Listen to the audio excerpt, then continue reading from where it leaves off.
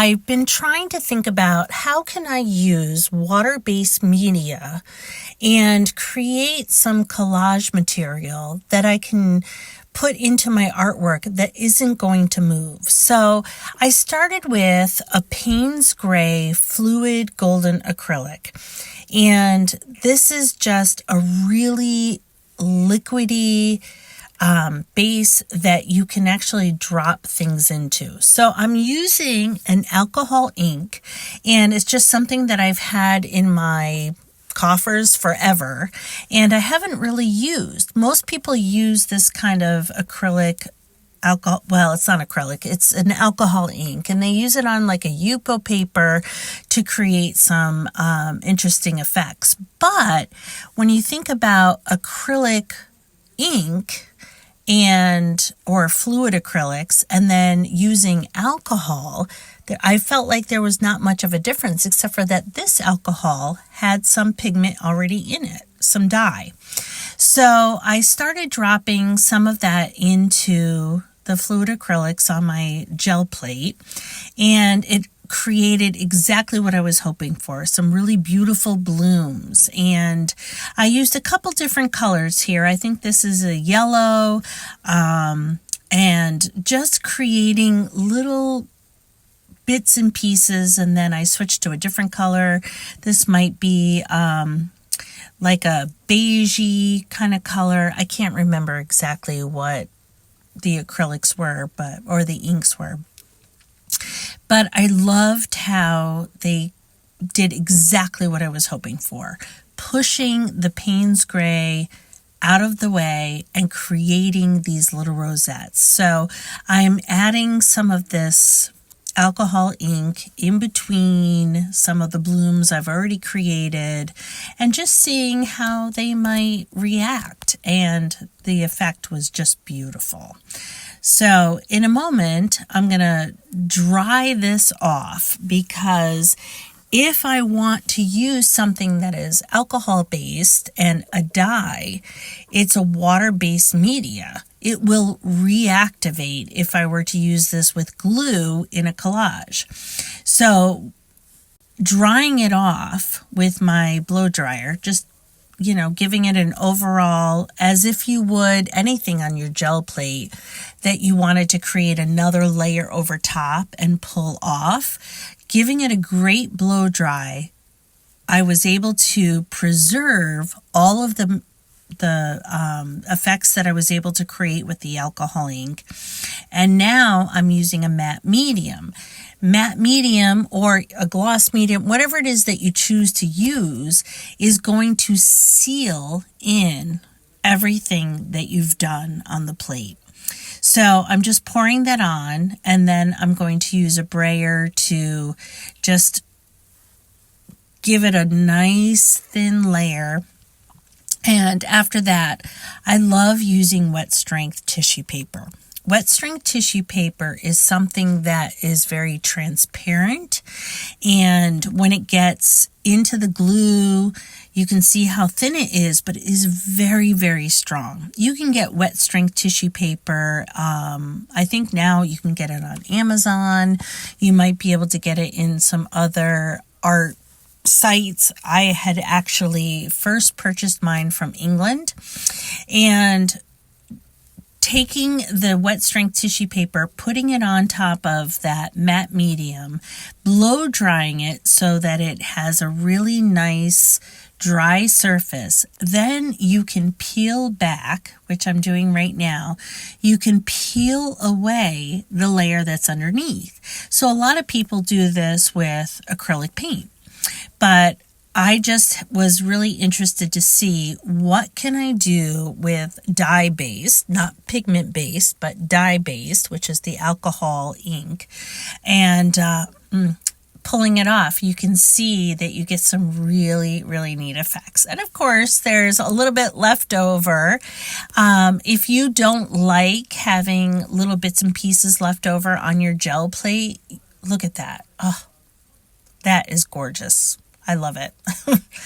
But if you don't like what's left on your gel plate, just use a little bit of baby oil and it will condition your plate and it will just create a nice clean surface. So just something to consider. So now I'm adding some more Payne's Gray. Again, this is a fluid acrylic, so it's very washy, very thin based, and just applying it with a speedball brayer. It creates a nice thin layer that stays wet for a while, so that when I start to drop the acrylic inks back into it, the alcohol inks, they're not acrylic inks, I'm sorry, the alcohol ink back into it, and here I'm using a nice lime green, just give it a little bit of a shake and start to drop that onto the surface, just like if you were using a 90-something% alcohol, it creates these blooms, these little circles. But this time, once again, there's a dye in it, so there's color rather than just a see-through area. But with the wet strength tissue paper and creating that print on top of it, the wet strength tissue paper is really strong, and once it gets wet with any kind of medium, here's another kind of a yellow green, a yellow, just kind of putting more of those little blooms into it.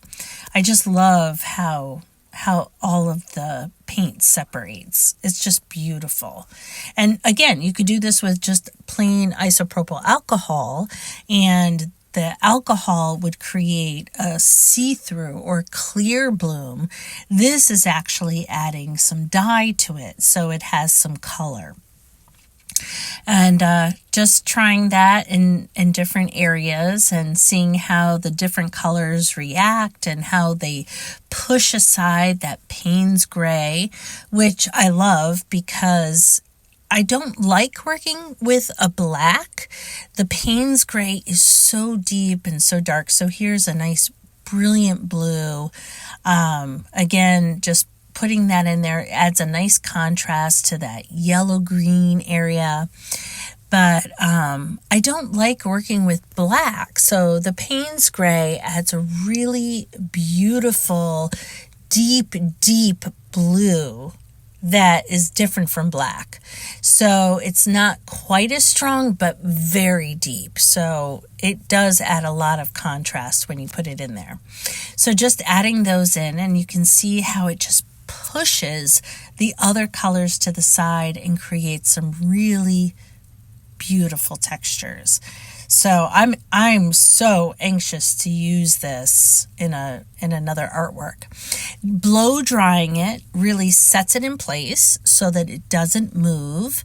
And once it's really dry, then you can add some more matte medium. You could use a gloss medium again. It doesn't matter, whatever you choose. I'm just using up some of my matte medium. That's why I'm pouring it directly from the bottle. And then just using the brayer to gently and carefully create another layer over the top. After this is on, I will add that wet strength tissue paper. And then I'll give it another blow dry. Blow drying it just sets everything into place. And I don't like to waste paper as much as possible, so you can see a little bit of the other print that I had made on the bottom. So I'm just adding it to the top again, pressing it gently into place, and then blow drying it dries that medium in with the other materials. And if you've ever been nervous about using a blow dryer with your gel plate, you don't have to worry about it. It's fine. And if you do find that your gel plate is dry, again, using just a little bit of baby oil will recondition your plate and allow for everything to release very easily. So you can see me pulling that off here. And I just so love this technique. I feel like it's going to give me a very dark collage paper that I can use. Obviously, you'll see both of these are quite dark because I'm using that Payne's gray, but it's not black. So it gives it just a little bit of depth of color. And here you can see some of my final results, which I'm really happy with.